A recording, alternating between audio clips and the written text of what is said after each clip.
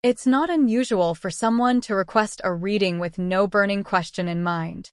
Your parent may just want to see what arises, and to be guided to where he or she should focus their attention.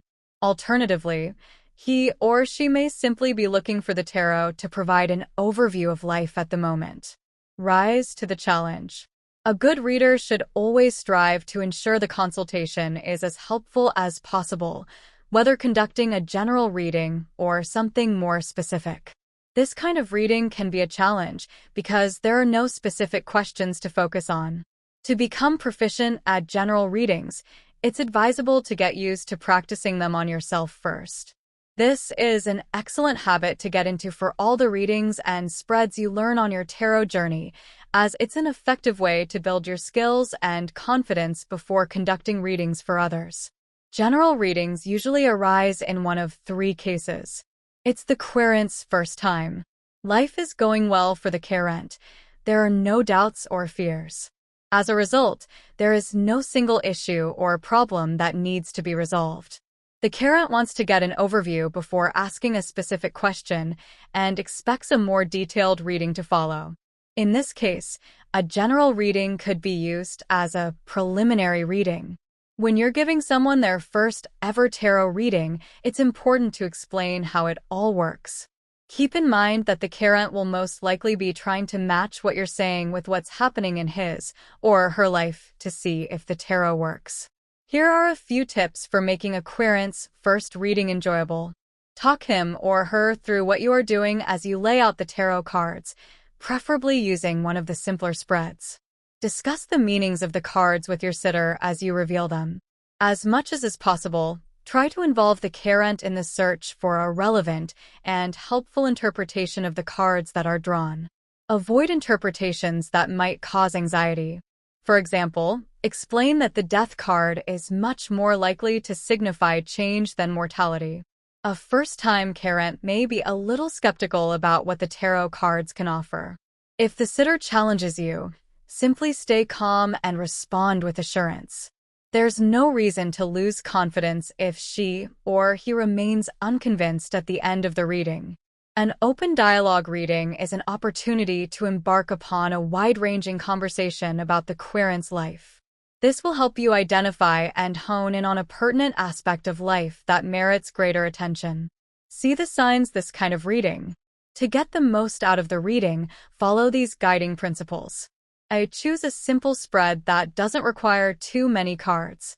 When using a complete tarot deck, the key points to focus on will usually be found where the major arcana cards appear.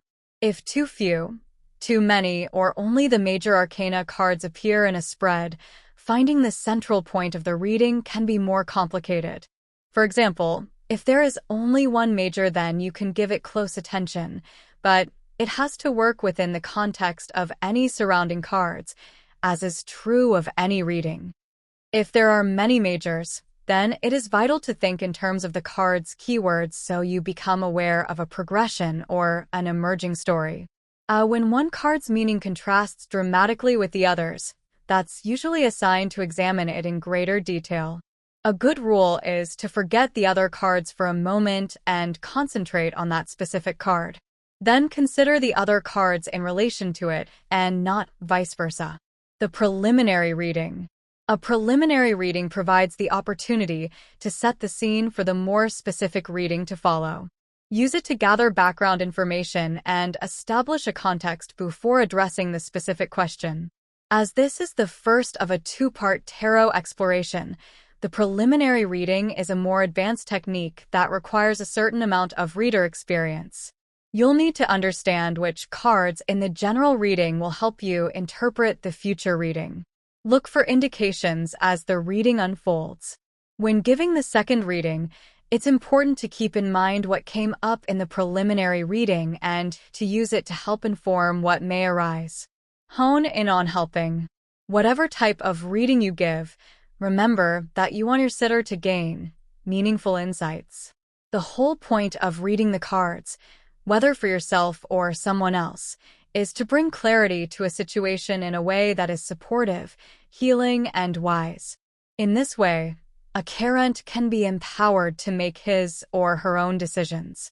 It might be easy to provide a reading that accurately identifies the past, present, and future, but it won't be as useful as one that helps the Carent find an answer to a problem.